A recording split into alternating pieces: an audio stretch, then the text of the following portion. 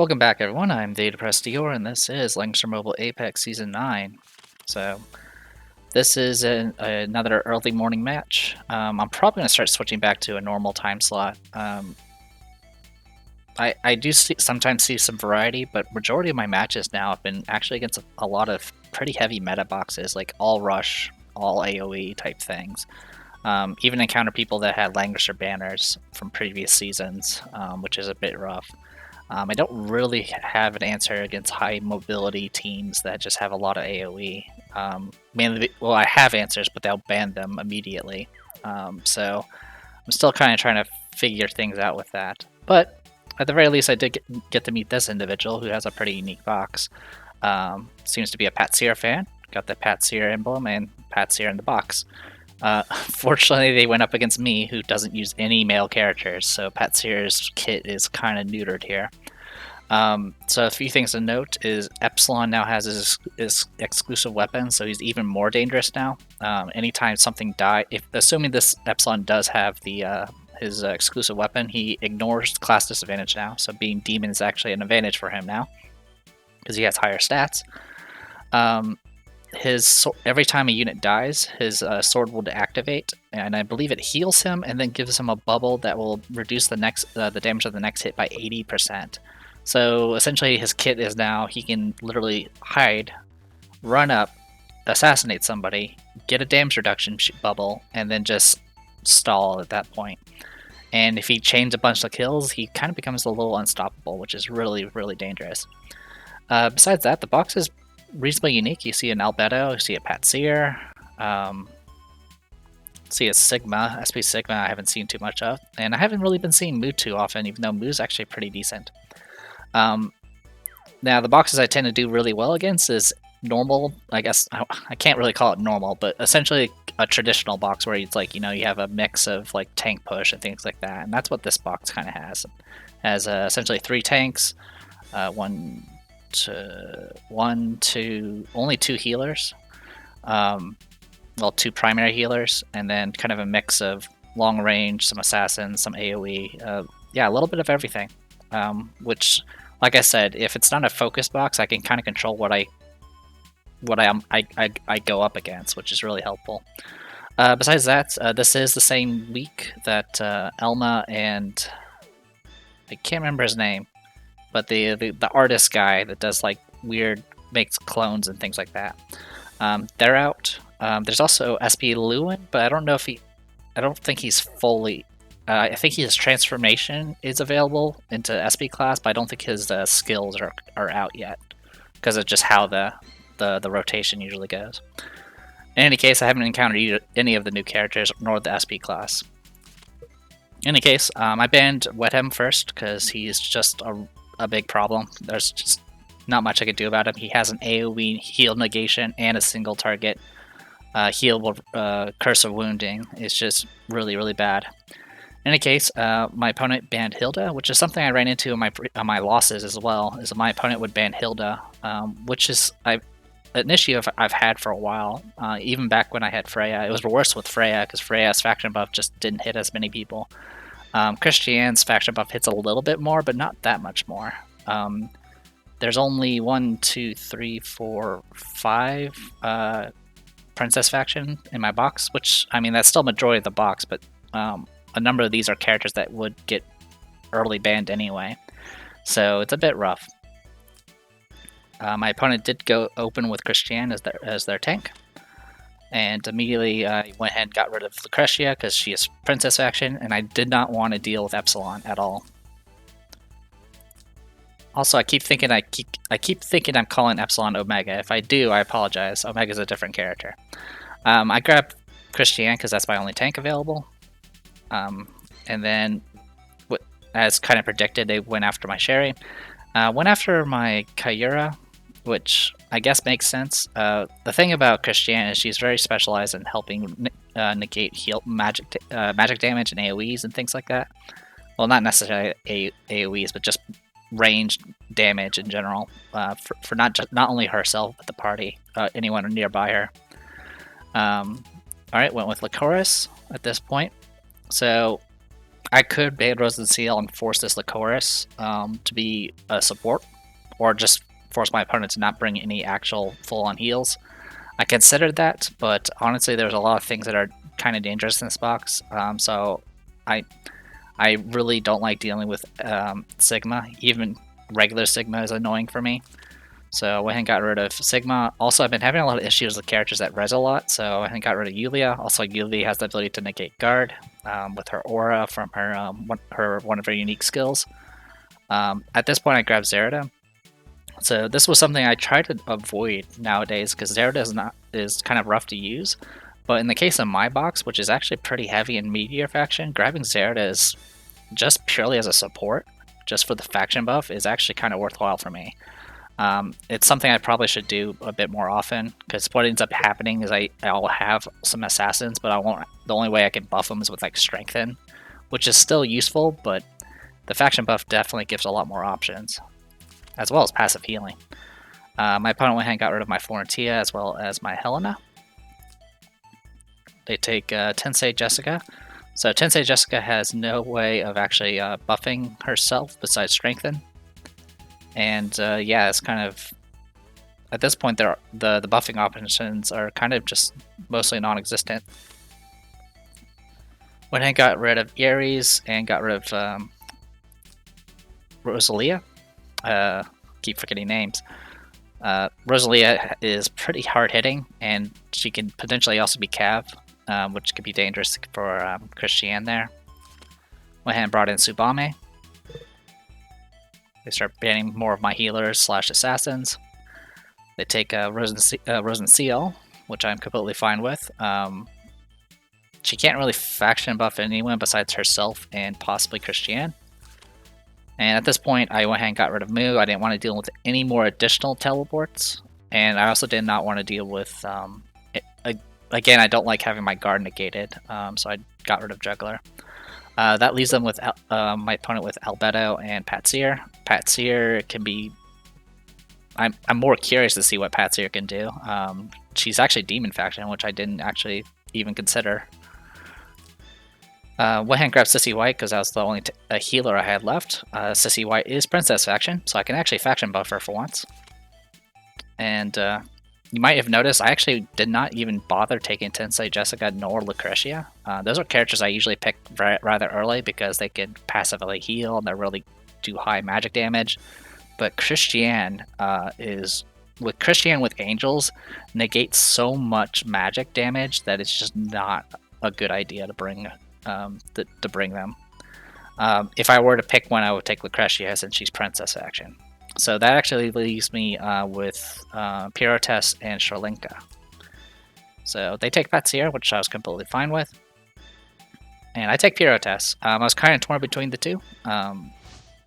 But I kind of just wanted to use Pirotess. Sherlinka is completely fine, but she does require setup.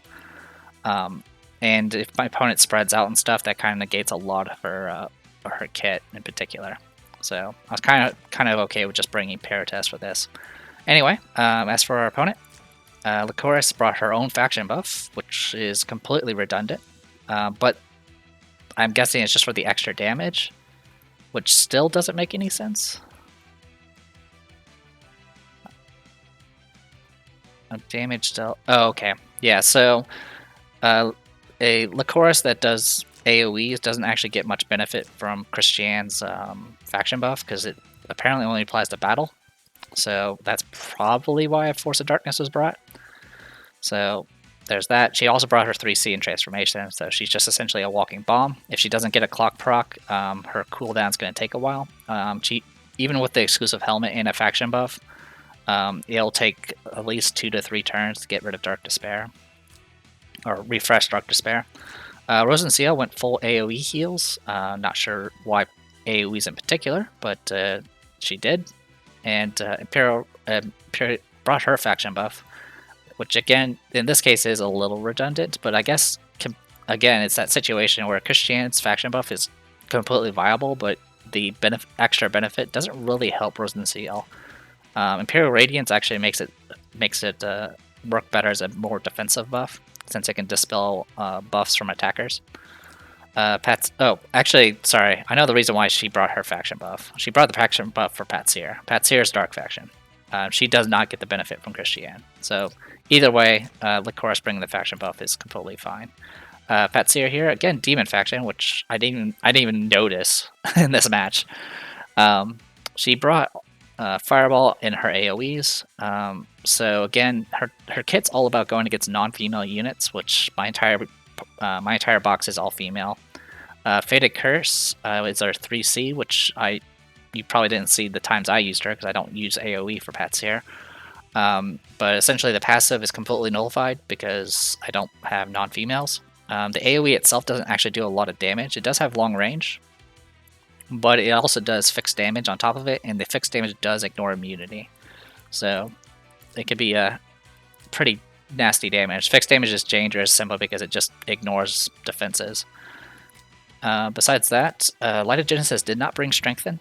So Holy Light, Light's Embrace, Teleport, that's it. So Light of Genesis has no attack buff, which is kind of strange. And then this Christiane is a standard Christiane, brought Angels, her in all of her unique skills. As for me, my kit's the same for Christiane. As far as our differences, my Christiane has more HP. Their Christiane actually has higher defense and M defense. And I think troop-wise, I think my Angels are... Yeah, my Angels are better trained. But that's about it. Brought Tsubame, standard kit with Quick Step.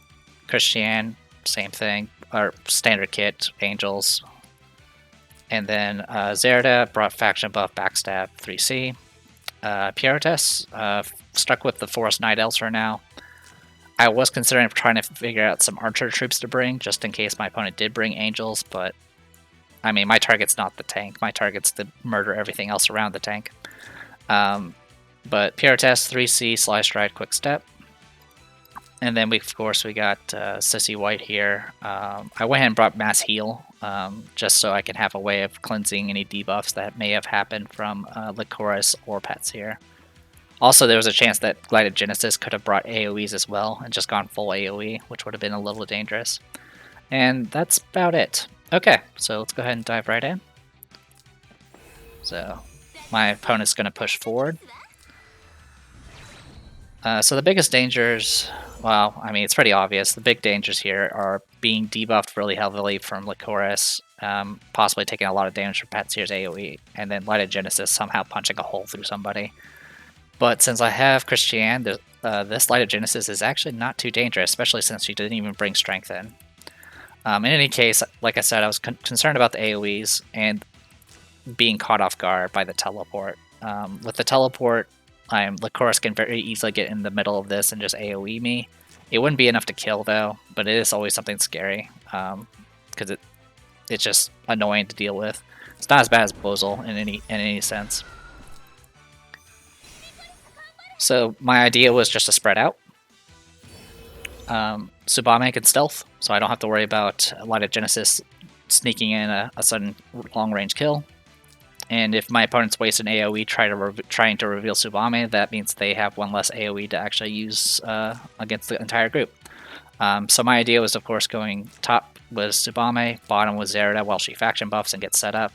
Like I've mentioned in previous matches, the biggest issue with Zerda is she requires, if she brings a faction buff, she needs like 3 turns to set up. It's kind of ridiculous. And since the biggest dangers are kind of just the AoEs for the most part, and most of my group starting out, I was completely fine with just mirroring my opponent and pushing forward. So Imperial Radiance.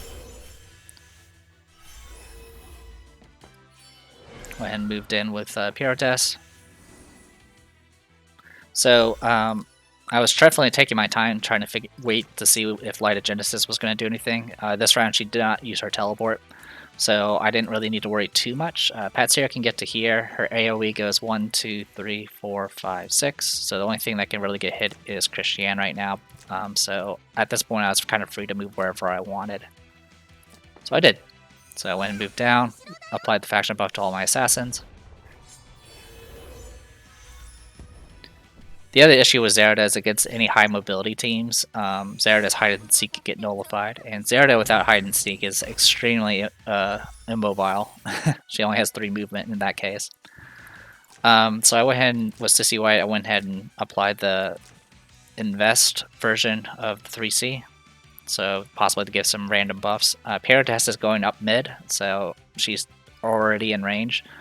She did get a breeze proc. I didn't really need it since I have quick step. With quick step, I can go from here to here, and then I had enough. Something I always forget is Pirotess's 3C is 3 range and bypasses guard. So from here, I can actually assassinate Rosenseal if I need to. With the breeze, I can now go even further. I can actually go all the way to here and then slice, quick step to here and then assassinate any target I want. So pretty good stuff there. Didn't have enough to actually summon anything. Didn't really need it. So the invest procced as expected, and the buff it gave me was a buff I already had.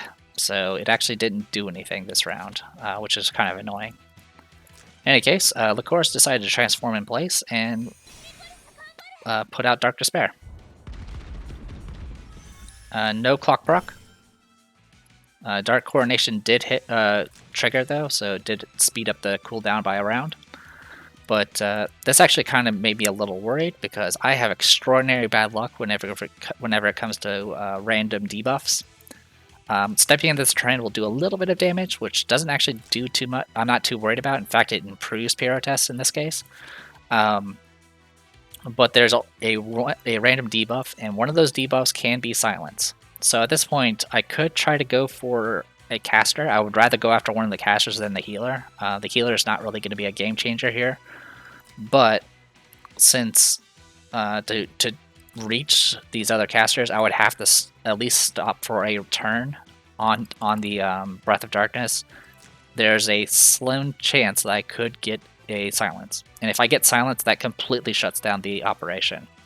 So with that in mind, I was just going to stick to my original plan, or the previous plan I mentioned, which is I can do quick step from here. Part of the reason why I did quick step was to give myself an additional buff for the Imperial Radiance. It didn't actually work, but I'll go into that a bit. So here's her 3C. I'm pretty sure no one's actually seen it. And kill Rosenseal. So I'll explain a little bit about how her 3C works, but before I do that, so the reason why I did quick step was 2 reasons. One is probably because I was tired and forgot I had breeze, but the other reason was it gave me a buff, and like I mentioned before about the faction buff, any attackers will lose a buff when they attack. So adding a skill buff essentially gave me a larger pool of buffs to be potentially dispelled, and I was hoping to not lose my attack buff. It didn't work. I actually lost it, but it didn't really matter too much because I still got plus 30% attack from Visitor from the Dark Kingdom when her HP dropped by below 100%. Which happened for 2 reasons. One is because I stopped in Breath of Darkness, but the other reason is because of the 3C. So the passive effect for the 3C is it increases damage by 10% at the cost of 5% health, and this 5% loss of health does bypass immunity. Actually, I don't think it does. It probably doesn't, and there will be no reason why you want to purposely not take this damage. The reason you want to take this damage is so you trigger the talent. Essentially, Pirotess gets extra attack and skill for HPs below 100%. Which originally was really hard to actually trigger. In any case, the attack itself ignores guard, only does 1.3 times, but it does have increased crit chance by 20%, and it increases soldier's range, so soldiers can attack as well. And if your skill is higher than the enemies, you also recover life based off damage dealt. So overall, it's just a pretty decent assassin skill. So with that, also I had Sly Stride, so I can move back. So healer's gone. My opponent did put up the AoE version, the passive AoE version of Floral Realm. I think it was just to get rid of the stacks. Since I wasn't using AoE, the other version is just not that helpful. In my case, I used the AoE negation version to help Pirotess tank a AoE should one come. The only AoEs we need to worry about is from Patsier. Patsier, of course, has her 3C and Forget. Alright. So here comes the teleport. Gets her extra action. Okay, so 3C, no attack buff. I did proc my armor, 2,400 damage. That is all it did. So this is how ridiculous Christiane is when it comes to magic damage. Angels reduce magic damage by 45%, but just period. Christiane reduces all damage taken by 25%. So with that, we're already at 70% damage reduction against magic. And then her flower formation reduces range damage by 10%. So we're now at 80%. If there are 2 or more female heroes on the battlefield, I get an additional aura that reduces magic damage by 15%. So that is, what, 95% damage reduction? And her armor proc, which is another 20%. She probably has some ways of getting some additional plus damage. But yeah, even with the advantage, Light's Embrace has class advantage against everything except Holy. But even with that, it's just doesn't really matter. Yeah, so Light of Genesis does have plus 15%. So I had exactly 100%, but there's probably some other modifiers here and there. In any case, as you can see, it did practically no damage. Even with a Strengthen, it still wouldn't have done much. Because the issue wasn't the intelligence, it was just the percentage. So yeah, Light of Genesis cannot do anything to a Christiane that has angels. So went ahead and I did take a step forward with and do my 3C. This was actually a little dangerous, but before we go into that, let's go ahead and see the Patsier 3C. Death Beam! So it doesn't do very much damage by itself, but then it does fixed damage, which it did 5780, which is a crazy amount of fixed damage, which I, of course, heal up, but still. So a few things to note. It did apply... It applied fatigue as normal. I dispelled the fatigue, but I can't dispel the Fated Curse because it can't be dispelled. So anytime either of these two in their action outside of defensive terrain, they're going to take 1.5 times int and fixed damage that can't be negated. So pretty rough. Yeah, 50. The fixed damage did more than Pirotess's health, half of Pirotess's health, which is pretty crazy. But there's no follow-up. Langrisser doesn't have any AoEs, and Patsier can't act twice. So it's just, it doesn't really do anything. So anyway, about Zerda pushing forward, it actually puts her... I didn't pay attention to what staff Light of Genesis has, but I don't think she had the ranged staff. If she did, this would actually be dangerous, because essentially I'll be giving a free kill to Light of Genesis. Also, something I didn't notice in this fight is I actually had 5 coins. I could have done an act again at this point. So if I really, really wanted to, I could have pushed forward, act again, Zerda, and then immediately killed whatever I wanted. In any case, I pushed forward with Tsubame. Breeze proc doesn't really need it. So the invest that triggered actually gave him back my attack buff that I lost, which was kind of nice. I did get hit with Forget, and at this point, my opponent can't do anything. All my assassins are alive, I could bypass the guard. And at this point, my opponent gave up. So yeah, my opponent unfortunately wasn't able to do much. All the damage came from Patsier. Of course, got my kill with Pirotess, and got to show off for 3C. So all that is all I really cared for this week. So my win percentage has been dropping steadily. I'm still in Silver 1. I'm actually kind of surprised that there's so many rather decent players still in Silver 1. Usually it's a lot of the people are rushing to Langrisser at this point, so it's possible that just everyone's taking the meta, and so it's now gotten a lot more competitive to climb the ladder. That or people are just taking their time. I mean, there's still 39 days as of recording this, so I don't know. I'm not too worried about it. I would like to have the additional chance and additional rewards. Yeah, not rankings, tiers. Yeah, being Silver 1 does cost me a bit because I'm only getting rare gift packs and not epic gift packs, but I'm not too worried about it since I'm not really building up any new characters for Apex. So I'm not too worried. And then I'm only losing out on one, 15 crystals and then 1 enchant gift pack, which isn't, that's just 5 enchants. and the gold 3 is just a skin for a character that I don't ever intend on using. So I'll gradually keep trying to see if I can get to gold 3, but for the most part, I'm just playing it pretty casual this season, like usual. In any case, hopefully you guys enjoyed the match, and I'll see you guys next week. I'm The Depressed Dealer. This was Langrisser Mobile Apex Season 9. See ya.